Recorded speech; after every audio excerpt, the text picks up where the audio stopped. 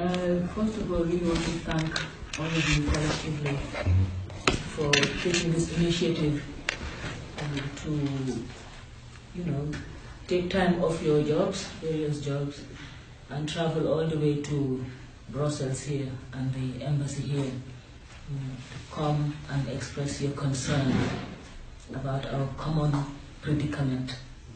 This is a predicament, and this is what is expected of all worthy citizens of the Gambia, to make the Gambia our common concern.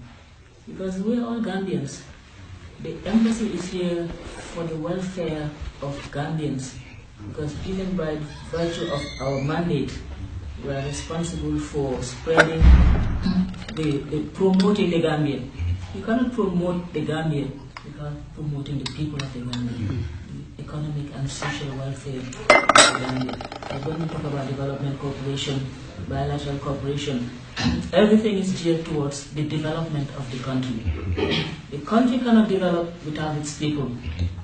But this is why when you have a mission, it's important to work with the diaspora of that particular country within your jurisdiction, because they have an important role to play. You are all ambassadors of the Gambia, and really you've made me so proud. I've always said that your association in particular, and all the other associations under my jurisdiction, are working very hard to make my job much easier. You have a stake. We all have individual stakes in our small part of the world called the Gambia. And I'm glad that you haven't taken that responsibility lightly, and you have not left it to the shoulder of the embassy. From day one, we had been monitoring events in Gambia. And we had been monitoring the election like we should in the Gambia, and the results were announced. The reaction we all know. And then a week later, the U-turn. Between the 2nd and the 9th, we received a lot of commendations here in the embassy. The flag of the Gambia was flying very, very high, simply because we observed a process that was free, fair, and at the end of the day, the will of the people was respected by the incumbent, and he came out strongly, which wasn't expected, but it was accepted, and commended by everybody. All our development partners, everybody was calling the embassy individually and collectively, congratulating us for a well-fought battle, that was very peaceful and done in a very orderly manner. So the U-turn on the 9th, we don't know what happened or what precipitated it, but it didn't go down well, individually and collectively, both within the Gambia and outside of the Gambia, Gambians and non-Gambians. I think that's very clear. As responsible citizens also, just like we said, Mr. Kamara came to you and said he is a diplomat, but a Gambian first. This is our philosophy. We are Gambians first. I've never gone to any Gambian gathering and talked about politics. It has never happened. I'm appointed by the executive, but my mandate is to seek the welfare of all Gambians and the country, not any single individual party. So I'm very, very conscious of that. I even deliberately, when I'm going to meetings, even by accident, if I wear green, I take it off. Because I don't want to send a message that I'm representing a party. So that I clear away certain elements of society, Gambians. I want Gambians to know that this is Gambia House. Every Gambian entering this premise, you should be proud that you are entering your house, because this is paid for by taxpayers.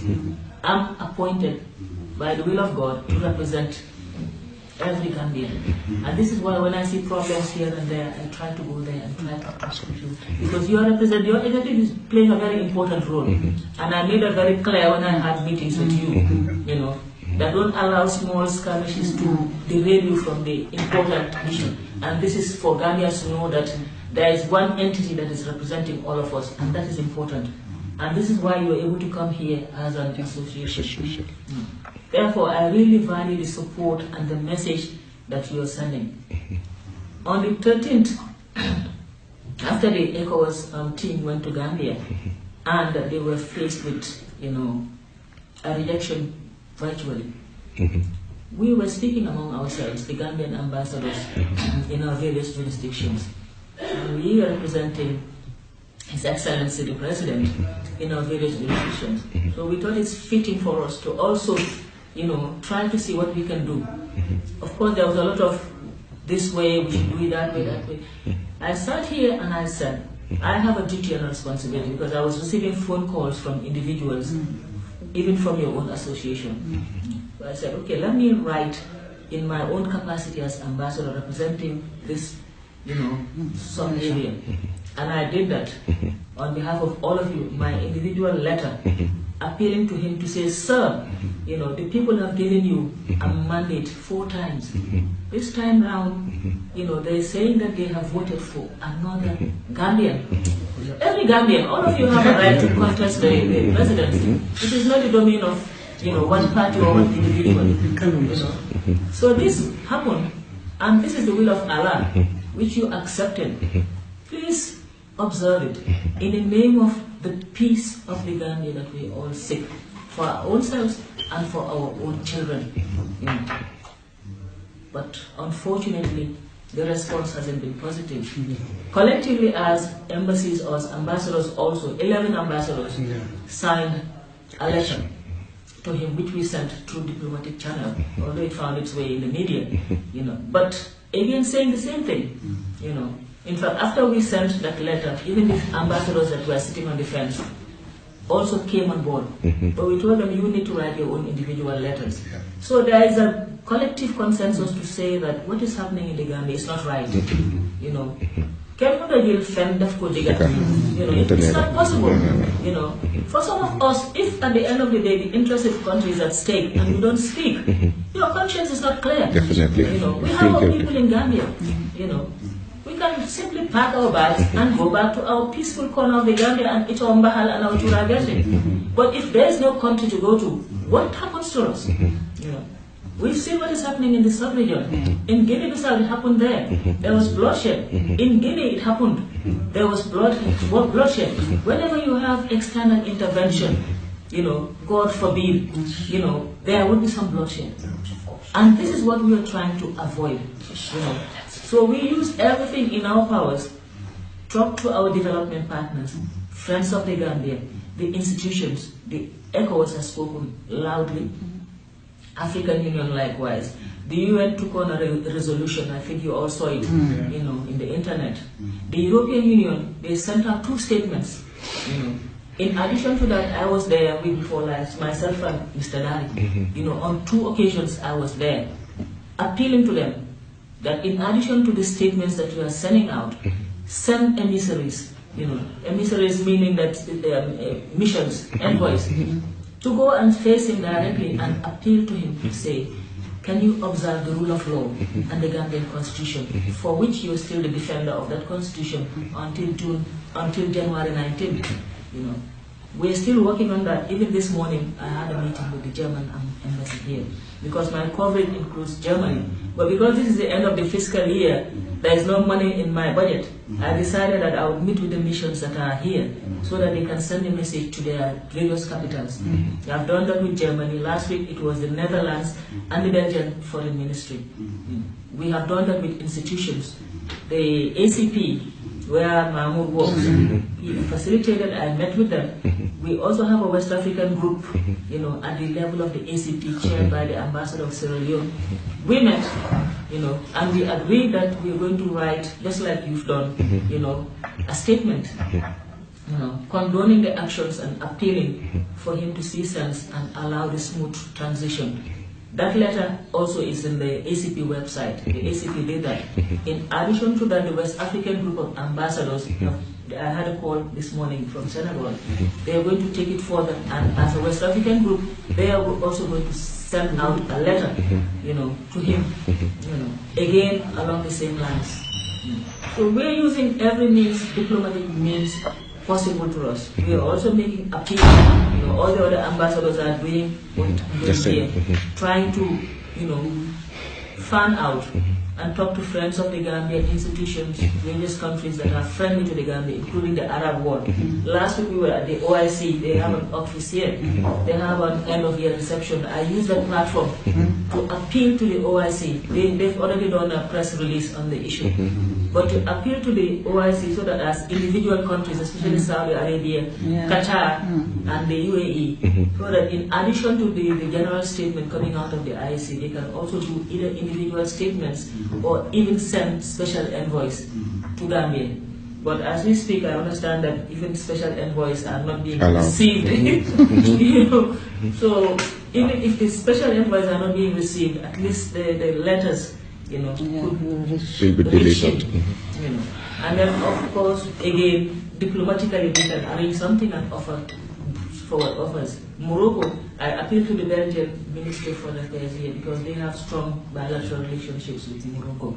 They also promised that they are going to work on that. So rest assured that diplomatically we are doing everything within our powers to ensure that there is a peaceful transition. We don't want come the 19th, the ECOWAS being mandated by the UN invoking Article 7, which means that they're going to send troops. We don't want that. Nobody wants that. Because even if they promise that it's going to be precision or whatever, Gambia is small. It's very, very small. And nobody knows what's going to be the reaction from his own end. Because he's not going to sit down and wait for the troops to come. He's going to fight back. But we don't want to get to that point. And this is why I appreciate something like this. This is very valuable for me. Because it shows that you all have your families in Gambia. You also have a voice, in the decision-making process, even though you have not voted, but you have a voice. Because as we speak, our economy is on its knees, and the only thing that's holding it up is remittances, the money that you people send for your people to back home. That is what's bringing in foreign currency. Because trade and commerce is at a standstill. It's at a standstill. So we all have something at stake. And I really appreciate your coming out strongly and adding your voice, which is a very powerful voice to this fight. We shall also continue praying, for peace in the Gambia, just like you said. It's not for our own individual interests, But since on the 9th, that's when some of us stopped sleeping. Everybody. Even during this Christmas, 6 o'clock in the morning, I called the Gambia. Because I couldn't sleep, You can't. You cannot eat even. You cannot eat. We have no Christmas. No. People are pretending to be smiling and moving around, but our hearts are bleeding. It's like that also. People are moving their daily business, but you can feel that they are not okay, Everybody is in fear. This is it. It's not fair, Well, the diplomat, I can assure you, because when I go and meet with the fellow diplomats, what I tell them is that their diplomatic voice has to be very loud and clear. Because the Gambian people, especially the Gambians within the Gambia, need to know that there is external support. They need that to empower them. Because they have been in the doldrums for too long. Now that they have spoken, with their ballot box, ballot tokens, really they need to know that the external world is listening to them, not only listening to them, but giving them that strong support. And this is why things like this are very, very important and valuable. Because if I was in Gambia today, I would be thinking, what is the rest of the world doing? We are crying.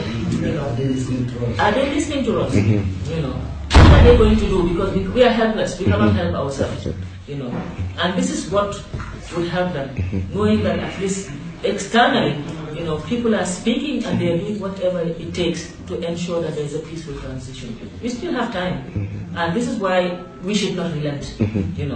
For me, my doors are open. I'm Gambian, and I'm throwing the Gambian line in the welfare of Gambia. And that was why I was appointed. Yes, I was appointed by the president, but not to seek his interest. No.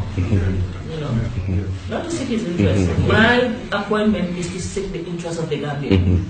And I feel I have to do that to the best of my ability. Whatever comes my way, I will take it as an individual.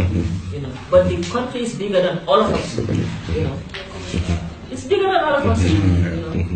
It's bigger than all of us. So I appreciate the support. We will work very hard. If you feel that there is anything that we can do, both individually and collectively, We really appreciate it. We need all the prayers, we need things like this from all the associations. If you can talk to the other associations, that would just strengthen the cause. Let us not wait until on the 18th or on the 19th before we act. It's too late. It's going to be too late. That was the question that the German ambassador asked me. Ambassador, what happens if we wait until the 18th or the 19th? I said, by then it will be too late. The Gambia is just like a small province in Germany. We are not used. We are peaceful people. What happened in Gambia on the 9th? If it was even next door in Senegal, people would have been out in the streets. Of course. But we don't know violence. We know peace. And that's embedded in our culture. And all of you, individually and collectively, let us also talk to our people to exercise patience, and restraint. Because any act of violence now, would give, the soldiers that are trigger happy, an excuse to carry out whatever, because we don't know. We don't know why this course of action. I was a minister before. I tried to talk to cabinet members, they don't know. They're in the same situation that you and I are in. The only thing that's keeping things together there is this fear, and you all mentioned the fear. Everybody's afraid, from the bottom to the top, Everybody. Everybody's afraid, and unfortunately, people who are closer are in a worse predicament than people who are far away. This is the irony of the Ghana. This is why when I see social media, they're attacking people, I just smile to myself. It's like being close to a fire. It burns worse when you're closer. I was there before. So you just keep quiet. But it's worse for people who are close there in those times because you cannot extricate yourself. All you can do is to pray for Gambia, pray for peaceful transition, and try to quietly, I don't know how we do it, but move beyond this phase in our development. Inshallah, it shall be good. After the 9th, after the 2nd, the indications that we were getting was that there's a lot of goodwill, for the Gambia. Even the suspended program under the European Union, they called me and they said, Ambassador, come January 18th, we are ready to go to Gambia. We have a package for you. The last 2 years it was very difficult, because the procedures are such that you have to observe certain rules and regulations. We violated all of them. We violated all of them. So sometimes I sit here, decisions are taken, I'm supposed to be the advisor. They take decisions that would affect, the Gambian coming from this end, and you're not part of it, and you wonder what is going on. But anyway, we hope and pray that those days are past. After this impasse, it's going to be really a different Gambian. It's going to be a different Gambian.